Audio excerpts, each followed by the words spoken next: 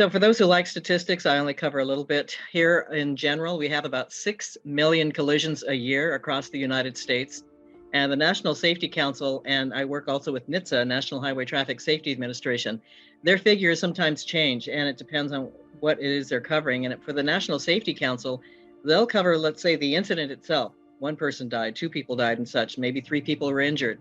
Well, National Safety Council will watch that collision factor all the way till about a year because sometimes those people don't die right away, the ones that are injured. Maybe they die a week later, a month later, a few months later, and they incorporate that figure in.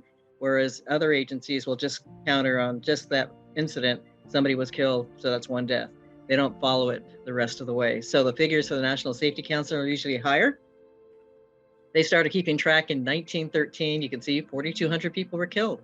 But as, of course, the years, population grows, cars on our roadways, the factor got up into the 60, 65,000 killed each year.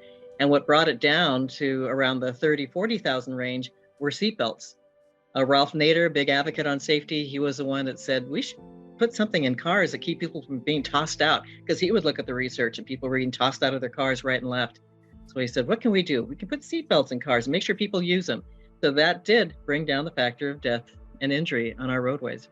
So as we got into 2018, 19, a little more current, you can see again around 40,000. But with the pandemic, things really changed. Unfortunately, when I'd go out on the roadways and I thought, wow, it's so empty out here due to the pandemic, people not working, people are stuck at home. And I thought, well, at least the good news, not as many collisions. It was the exact opposite. People got onto the roadways, they were frustrated, stuck at home, losing their jobs. So they self-medicate at home, usually alcohol, but especially marijuana now that's been approved in California, that's a big factor. And they'd go out onto the roadways, and because they were so empty, they sped. They were speeding on our roadways. And then they weren't wearing their seatbelts. So you can see in 2021, the figure went over 40,000, 42,000 people, almost 43,000.